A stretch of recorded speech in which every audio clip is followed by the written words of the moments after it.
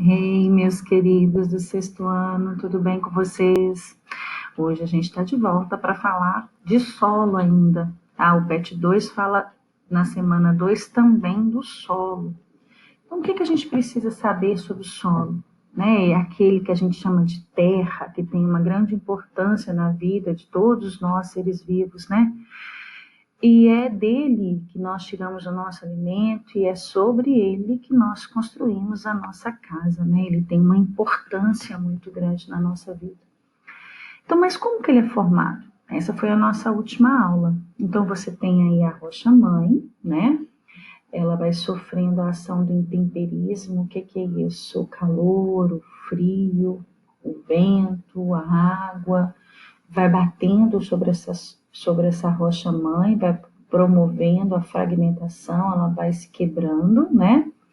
E aí começam os primeiros seres vivos, que são os líquens, a se depositarem sobre este solo. Depois vai aparecendo as plantas maiores, aí você vai ter os arbustos, as gramíneas. E por fim você vai ter as grandes árvores que vão estar cheias de animais por perto, e aí finalmente a gente tem o solo maduro, né? Com uma camada muito grande e rica de humus, que nada mais, nada menos são os seres vivos que morreram e que estão aqui em decomposição, fazendo parte da ciclagem da matéria. Então tá, mas como que os seres vivos ajudam na formação do solo? Gente, é muito importante, porque o intemperismo, ele vai agir sobre a rocha, ele vai promover a degradação dela, a quebra dela, mas são os seres vivos, os líquens, que são algas, uma associação de algas e fungos, as gramíneas, que são, né, a grama, os arbustos, que são pequenas plantas, pequenas árvores, grandes árvores, elas que vão fazer com que ele se transforme no solo que a gente conhece, e elas vão morrer ali, vão entrar em decomposição, vão servir de alimento para os animais que também vão ali, e ali você tem a formação deste solo, tá?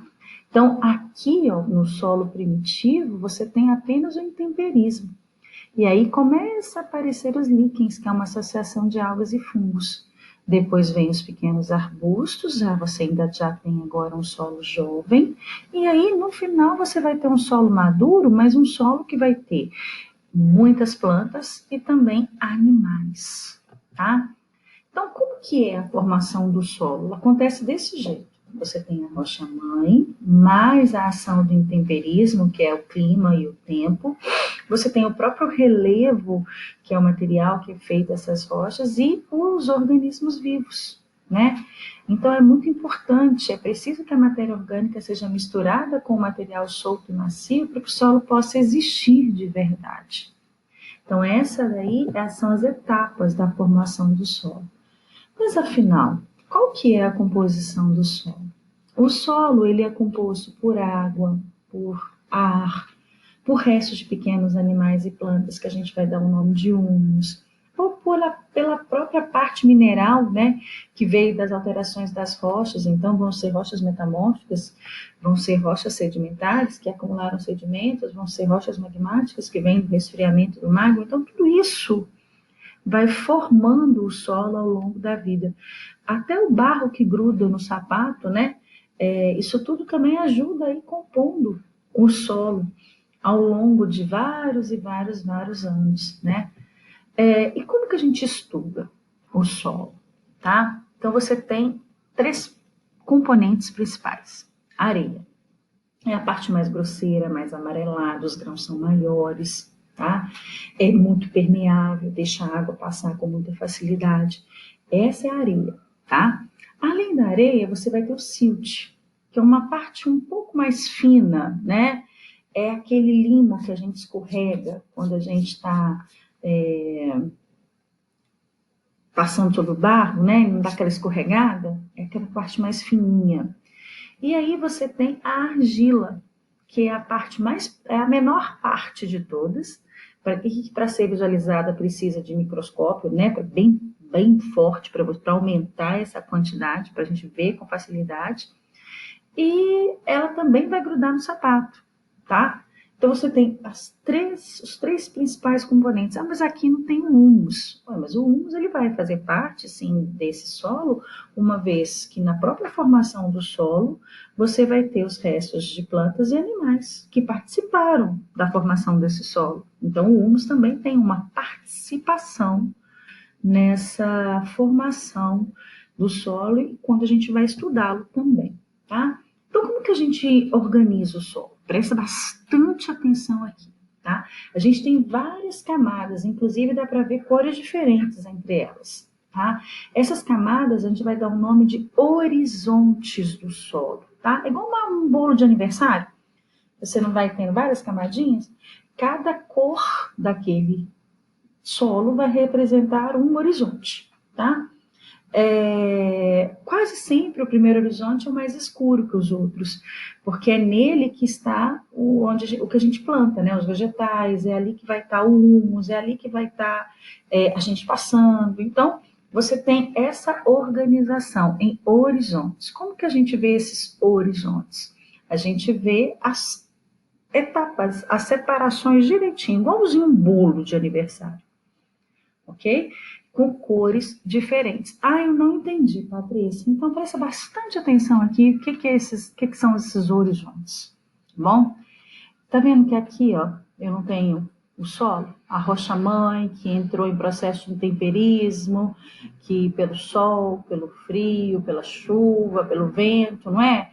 Que veio surgindo os líquens, depois pequenos arbustos, até mesmo o sedimento de outras rochas, pelo processo de sedimentação, ou pela transformação de outras rochas pela temperatura e a pressão, tudo isso foi formando o solo, tá?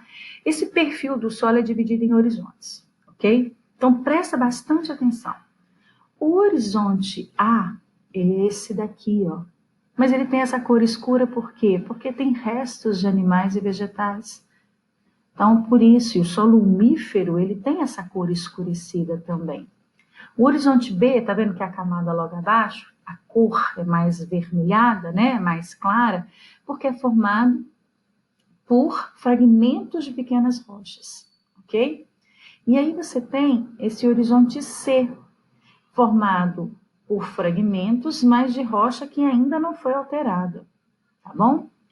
Então você tem que prestar bastante atenção nesses horizontes aqui, ó, ok?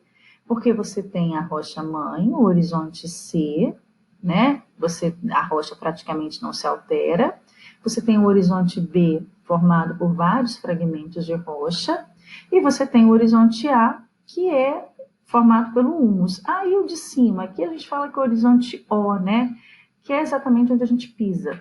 Esses são os horizontes, como a gente divide o solo. Para isso, eu vou precisar entender quais são os tipos de solo. Então, o que é um solo argiloso? São aqueles formados por cerca de 30% de argila, que a gente chama de barro, né? Muito fino, que retém a água, então são muito pouco permeáveis, fica compacto, quando seca fica duro, quando molha fica encharcado, porque retém uma grande quantidade de água, tá? Então é um solo argiloso. Os solos arenosos são aqueles que têm uma quantidade maior de areia, tá? Então, a areia não tem as partículas maiores, então elas estão mais separadas e dessa forma a água passa com mais facilidade.